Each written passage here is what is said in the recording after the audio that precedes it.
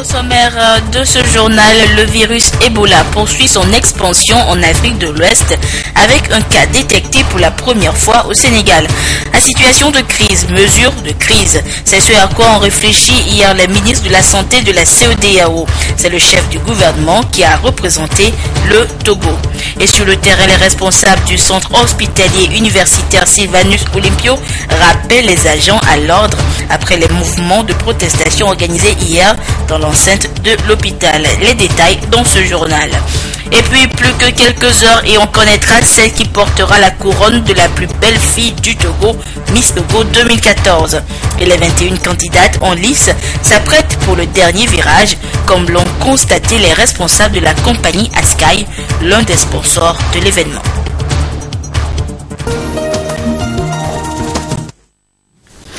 C'était les titres de ce journal. À toutes et à tous, bonsoir.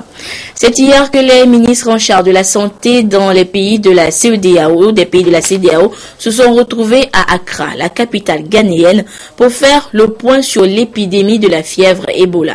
À Accra, d'importantes décisions ont été prises pour limiter la propagation du virus. Le Togo était représenté par le premier ministre Kwesi Sele-Agodzi Ahumezulu, qui a reçu les félicitations des autres pays à l'endroit du gouvernement togolais qui mène une lutte acharnée contre le virus. Le point avec Joël Aziadapo.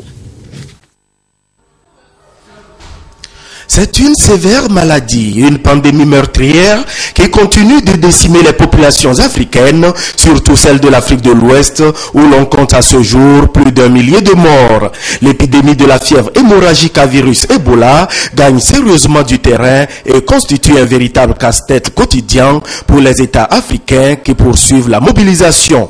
À Accra, où ils se sont donné rendez-vous sous la direction du président ghanéen John Dramani Mahama, les experts et ministres en charge de la santé dans l'espace CEDEAO ont essentiellement débattu de l'urgence de santé publique que représente l'épidémie à virus Ebola.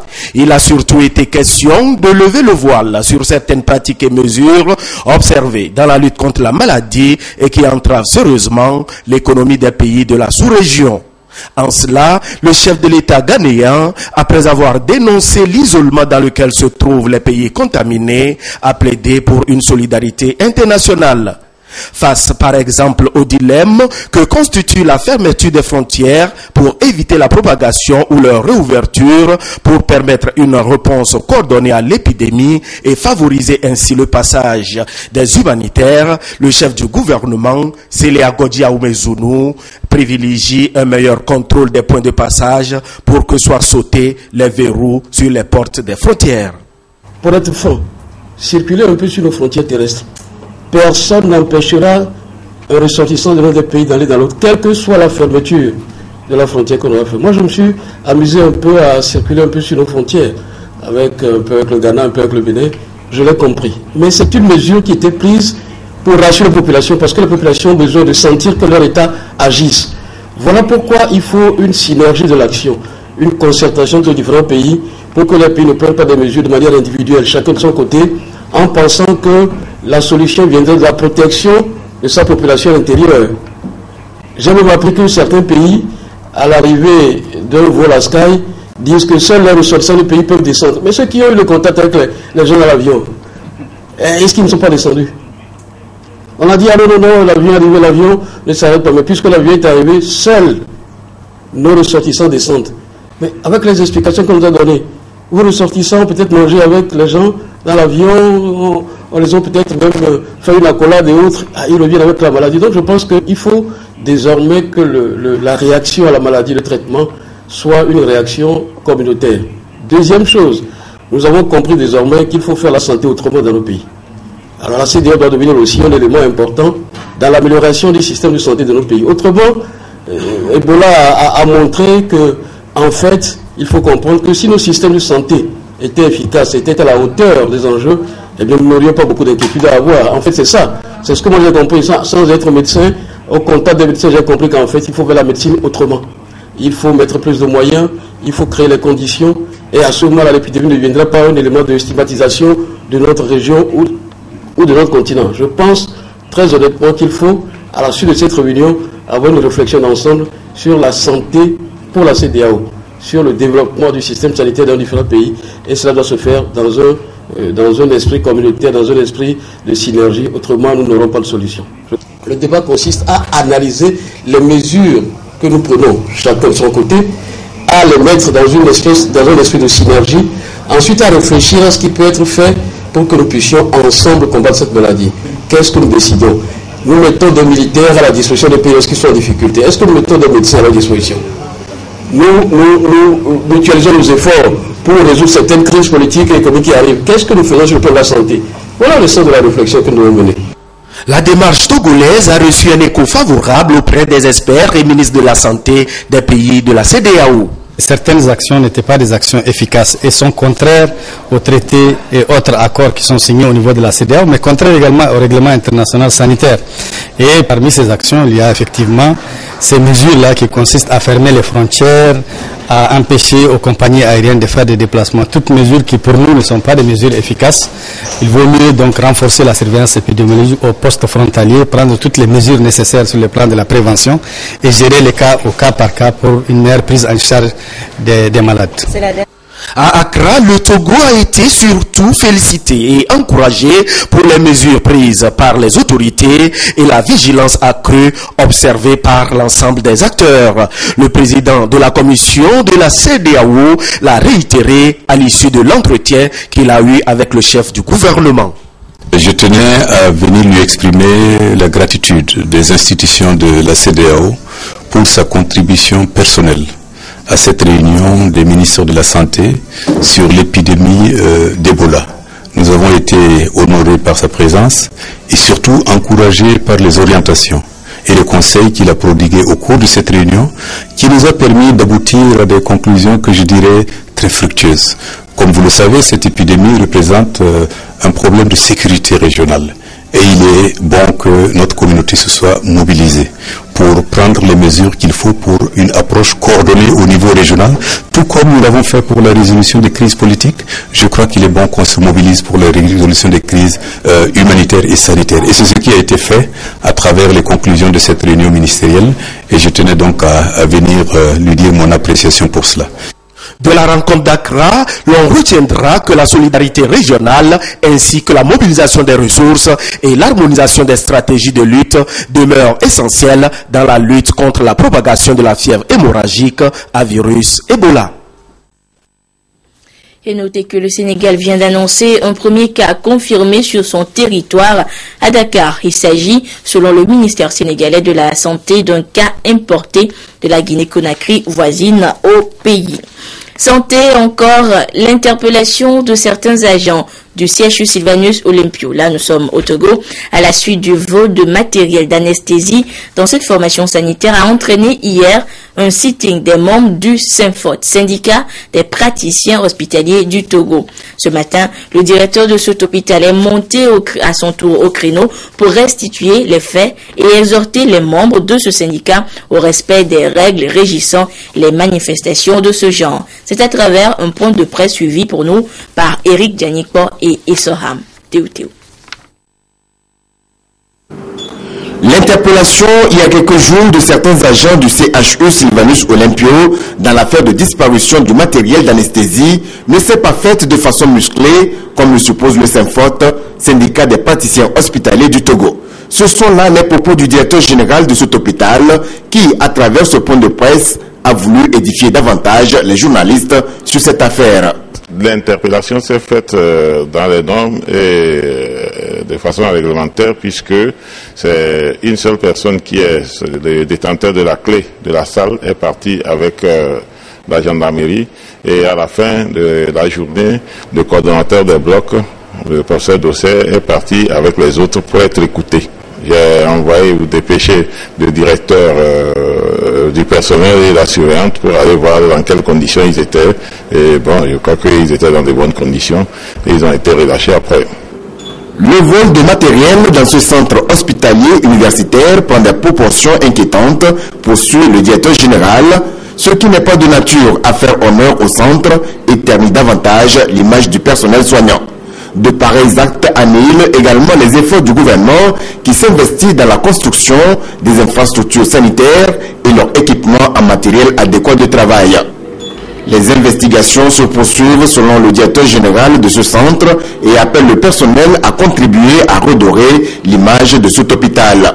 Il dénonce par ailleurs le sitting de la veille et exhorte les syndicalistes au respect des règles régissant les manifestations d'ordre syndical.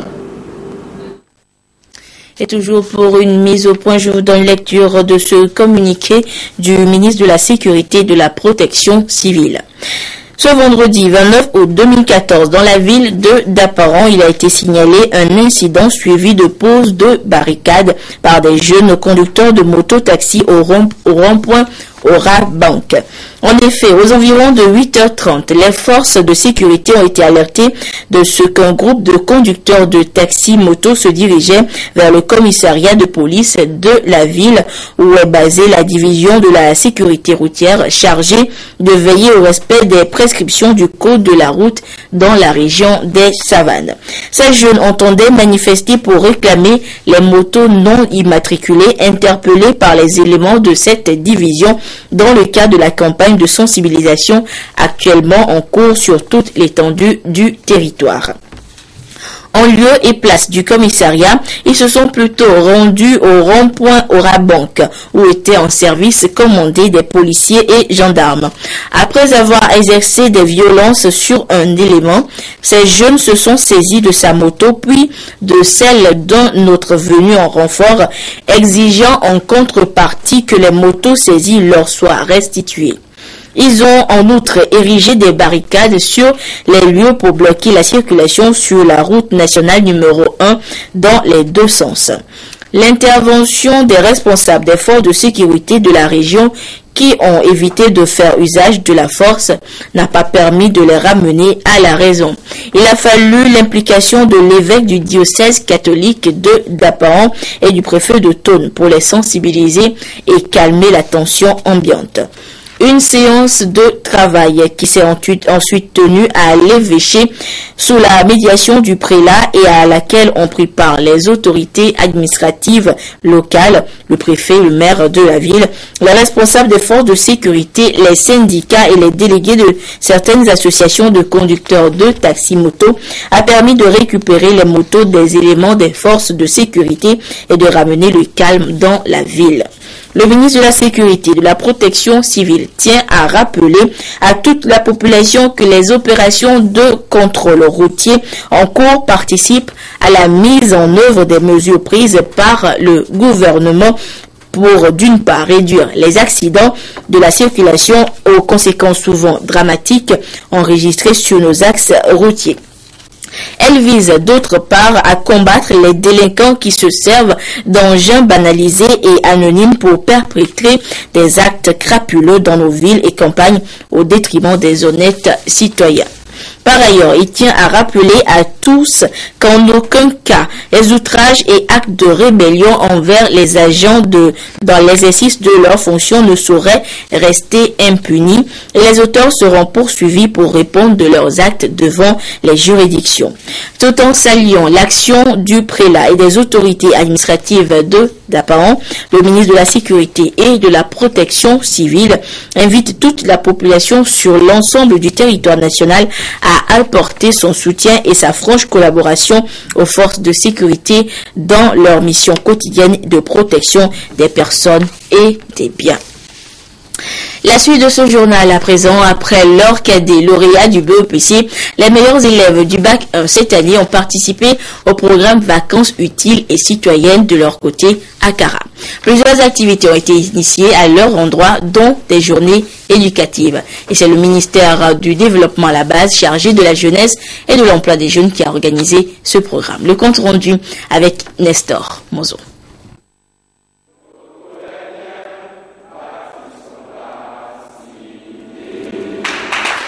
4 années consécutives que le ministère du Développement à la base, en charge des jeunes, organise le programme Vacances utiles et citoyennes à l'endroit des meilleurs élèves au bac 1 au Togo. C'est la deuxième fois que Cara accueille les activités de ce programme. La première et la deuxième édition ont été tenues à Palimé. Pour cette 4e édition, chaque participant est le premier de sa série dans son centre d'écrit. Il s'agit de donner l'opportunité à ces brillants élèves d'expérimenter la vie en communauté en dehors du cadre familial. Il est également question de semer en eux les graines de la culture de la citoyenneté, ceci à travers des journées éducatives autour des communications. Nous avons prévu pour eux 3 séries de communications et un panel. Une communication sur la culture de la citoyenneté, la jeunesse, la citoyenneté et la cohésion, la culture de la paix. Une deuxième communication qui va porter sur les jeunes et l'engagement citoyen, notamment le volontariat et le bénévolat. Ils auront à suivre un panel autour du thème de la journée internationale de la jeunesse qui, faut-il le rappeler, était jeunesse et santé mentale, pour permettre aux jeunes surtout de prendre conscience des facteurs de risques liés à la santé mentale. Et la troisième communication va porter sur l'entrepreneuriat des jeunes et les opportunités que le gouvernement offre aux jeunes pour accéder à l'emploi.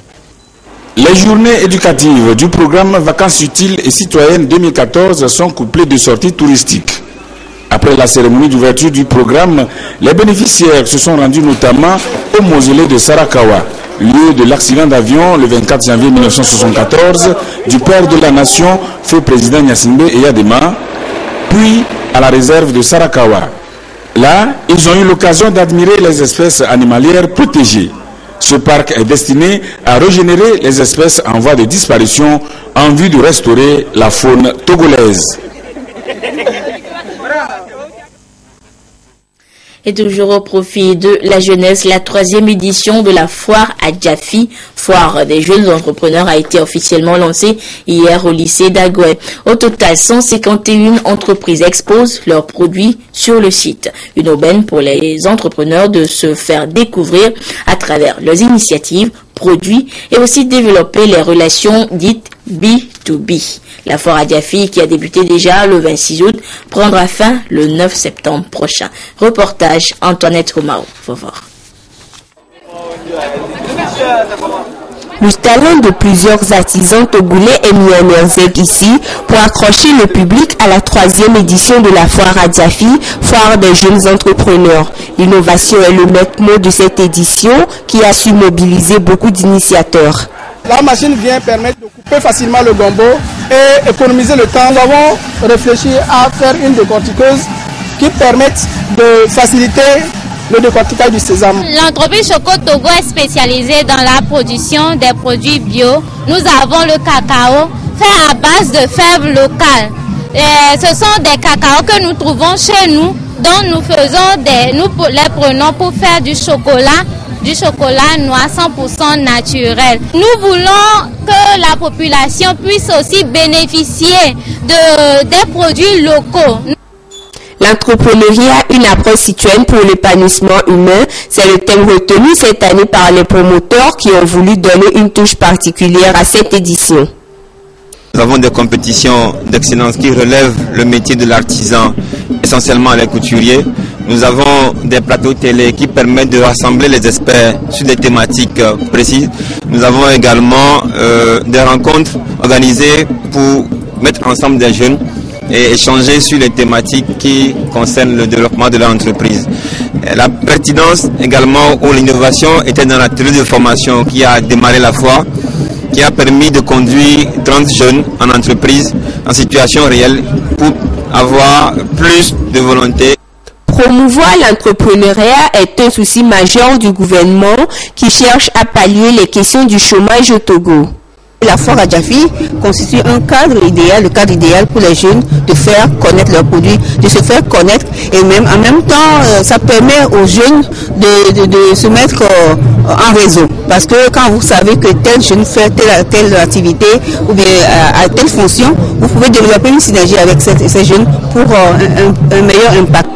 151 entreprises exposent leurs produits sur le site du lycée d'Agoué. Des ateliers de formation, des compétitions d'excellence, des conférences et table rondes vont meubler cette édition qui s'étend sur 2 semaines.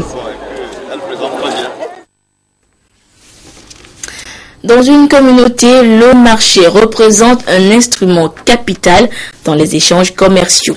Il vous en souvient, au début de l'année 2013, des incendies ont causé la destruction des grands marchés de Kara et de Lomé. À Kara, un nouveau marché a été construit et les activités ont commencé il y a quelques mois. Comment les commerçants se sentent-ils dans leur nouveau cadre et à quoi servent les taxes collectées maintenant? La réponse dans ce dossier réalisé pour nous par Nestor Mozo. Construit après l'incendie de l'ancien grand marché le 10 janvier 2013, les commerçantes et commerçants ont été réticents à intégrer le nouveau site. Pourtant, ce cadre est plus spacieux. Il compte 52 hangars et 230 boutiques. Les activités ont commencé sur ce site il y a juste 6 mois. Peu à peu, les acteurs s'y habituent. Certains sont satisfaits de leurs affaires, d'autres non. Quand on est quitté à l'ancien marché pour venir ici, les activités ne s'allaient pas bien, mais maintenant, ça va. On vend, quand on sort, on vend, comme il faut. C'est une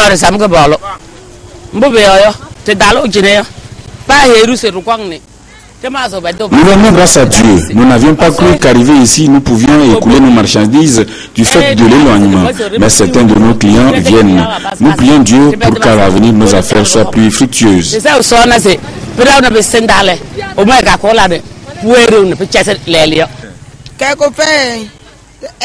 Nous n'arrivons pas à vendre nos marchandises. Les gens disent que ce marché est trop loin de la ville. Il s'arrête au niveau de l'ancien et s'approvisionne là-bas. Notre souhait est que les autorités fassent tout pour que les autres revendeurs qui sont encore à l'ancien marché viennent ici.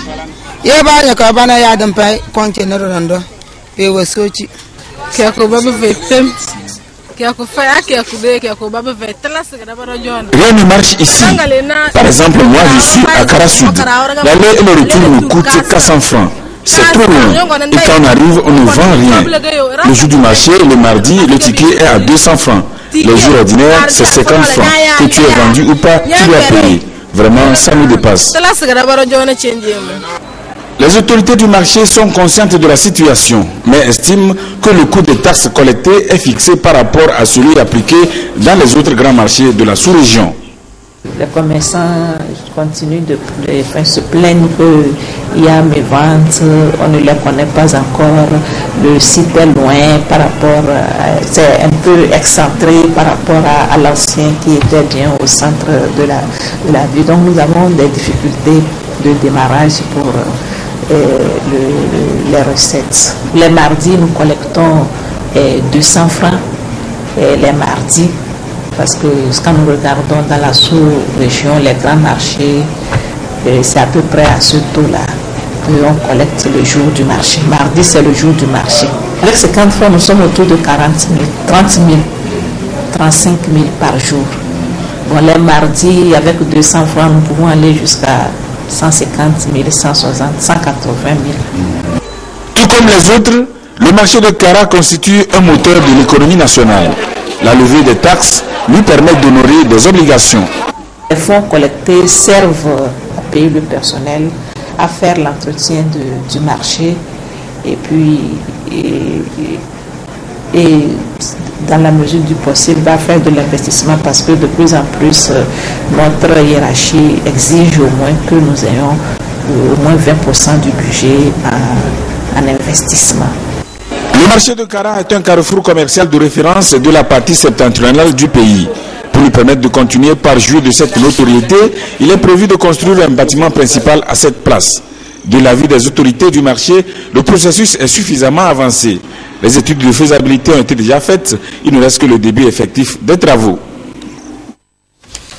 La ministre de la Communication, de la Culture, des Arts et de la Formation civique a bouclé sa tournée dans la préfecture de Sotoubois. À Tchalpanga et Tibébé, le message était le même. Madame Kouméalo Anate a sensibilisé les populations sur le civisme et la culture de l'excellence et remis des kits scolaires aux meilleurs élèves. Correspondance de la marque Bojona.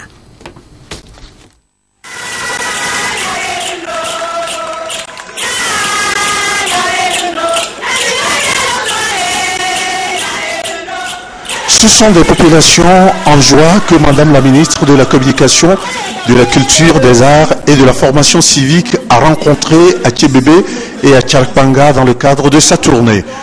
Tournée de sensibilisation sur le civisme et la culture de l'excellence, la ministre Kouméalo Anate a entretenu ses interlocuteurs sur les comportements qu'il faut adopter pour le développement et remis des kits scolaires aux meilleurs élèves des différents examens de fin d'année. beaucoup font d'efforts, mais finalement, ils se rendent compte parfois que leur effort n'est pas récompensé à juste titre. La ministre vient nous donner ces kits pour permettre à ces élèves que leurs efforts ne sont pas vains. Et surtout, pour dire aux autres élèves de notre inspection qu'ils peuvent aussi bénéficier de ces prix s'ils travaillent bien. La ministre aussi, à travers sa sensibilisation, nous a aidés à encore encadrer mieux les enfants sur le civisme. Cette tournée de sensibilisation qui a permis à la ministre de la Formation civique de faire le tour de la préfecture de Châteaubois pour rappeler les valeurs citoyennes aux populations revêt pour elle une importance capitale. Cette tournée était très importante. C'est très capital d'aller vers les populations. Lorsque nous parlons de civisme, de comportement citoyen, ce n'est pas de la théorie. C'est une réalité. Il est important donc de faire un travail de proximité, une communication de proximité pour sensibiliser et pour que les gens s'approprient réellement ces valeurs et qu'à leur tour, ils puissent être les ambassadeurs du civisme dans leur environnement. Donc c'est une première expérience qui nous permettait vraiment de toucher du doigt les comportements inciviques qui se manifestent ici et là et de pouvoir peaufiner la stratégie de sensibilisation nationale que nous comptons mettre en place dans quelques mois. Cette sensibilisation des populations à la base a donné l'occasion aux chefs cantons des localités visitées de formuler des doléances à la ministre Kouméalo Anaté. Doléances ayant trait notamment à la construction des marchés et à l'installation des systèmes d'adduction d'eau potable. Politique à présent, après sa sortie officielle il y a 3 mois, le Parti social-démocrate du Togo, PSDT, a tenu sa conférence de presse ce matin à Lomé. Ce parti entend réitérer son existence sur la scène politique togolaise. Albertine Yakin. À travers ce point de presse, le Parti social-démocrate du Togo veut confirmer sa présence sur la scène politique togolaise. Selon le premier secrétaire du parti, Laurent Lawson, les critiques accompagnées des apports de solutions constituent la meilleure contribution au développement du pays. Pour lui, il est important de poser les jalons pour un vrai changement. Les apports de solutions de cette formation politique permettront de construire un Togo prospère pour la jeunesse de demain, selon ses responsables. Nous sommes une banque d'idées. Nous voulons prendre des idées pour aider la nation à se développer. Donc, notre objectif premier, c'est de nous enraciner d'abord et voir ce que le futur va nous donner. Et surtout de former la jeunesse togolaise, de former les hommes et les femmes du Togo de leurs droits et leurs devoirs, et surtout en ce qui concerne la justice sociale. La défense des intérêts de la population togolaise figure en première place dans la feuille de route du Parti social-démocrate. Le parti entend s'interdire certains vices, notamment le radicalisme qui ne favorise pas le développement du pays. Comme ligne de conduite, le PSDT opte pour la négociation et le compromis. La reine de la beauté togolaise sera connue demain lors de la grande finale Miss Togo au Palais des Congrès de Lomé. Les 21 candidates finalistes en plein entraînement ce matin ont reçu la visite des responsables de la compagnie panafricaine Askai, l'un des sponsors de l'événement. Christine Pichikialodé.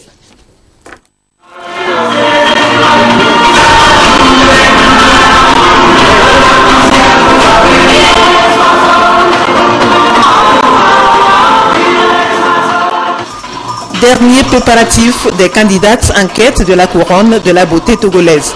Elles sont vêtues ce jour de t-shirts et de casquettes à l'effigie de la compagnie panafricaine Askai, un des sponsors depuis 3 ans de cet événement de mise en valeur de la beauté togolaise. Les responsables de la compagnie ont fait le déplacement de l'espace aéré de l'école Alpha où elles font les derniers réglages. Askai est là dans le cadre de l'élection Miss Togo qui aura lieu demain soir. Nous sommes venus parce que nous sommes sponsors de l'élection. Nous souhaitions encourager les candidates dans cette dernière ligne droite à la veille de l'élection. Nous sommes venus leur apporter tout notre soutien et voir un peu comment elles se préparaient pour la grande soirée de demain. La compagnie panafricaine Askai s'engage à assurer les déplacements de celle qui sera retenue reine de la beauté togolaise. Le président du comité Miss Togo s'en félicite déjà. Askai fait un bon travail et fait en sorte que nous puissions faire venir les délégations étrangères sans difficulté. Nous les remercions beaucoup. Ça permet à la Miss et l'accompagnateur ou l'accompagnatrice d'aller dans les autres pays sans que le comité ne soit obligé d'aller chercher de l'argent ailleurs. C'est une grosse participation. Présente au Togo depuis 2010, Askai dessert à ce jour 19 pays de l'Afrique de l'Ouest et du Centre, dont le Togo. Elle s'inscrit désormais sur la liste des grands sponsors de l'événement Miss Togo. Et en attendant donc la grande finale de demain, vous suivrez ce soir à 23h un documentaire intitulé Miss Togo, 20 ans de valorisation de la beauté togolaise. Un documentaire qui retrace donc l'histoire du concours Miss Togo et présente les enjeux de l'élection de demain avec la découverte de toutes les candidates finalistes de cette édition 2014. Mais en attendant 23h, notez que le thème de l'émission Au cœur de la nation de ce soir est Togo Vision 2030. Au cœur de la nation, c'est avec Franck Missité à partir de 21h. Et ainsi se referme ce journal. Merci de votre fidélité à la mère des télévisions. Au revoir. Au sommaire de ce journal, le virus Ebola poursuit son expansion en Afrique de l'Ouest avec un cas détecté pour la première fois au Sénégal. La situation de crise, mesures de crise, c'est ce à quoi ont réfléchi hier les ministres de la Santé de la CEDEAO. C'est le chef du gouvernement qui a représenté le Togo. Et sur le terrain, les responsables du centre hospitalier universitaire Sylvanus Olympio rappellent les agents à l'ordre après les mouvements de protestation organisés hier dans l'enceinte de l'hôpital. Les détails dans ce journal. Et puis plus que quelques heures et on connaîtra celle qui portera la couronne de la plus belle fille du Togo, Miss Togo 2014. Et les 21 candidates en lice s'apprêtent pour le dernier virage, comme l'ont constaté les responsables de la compagnie Askai, l'un des sponsors de l'événement.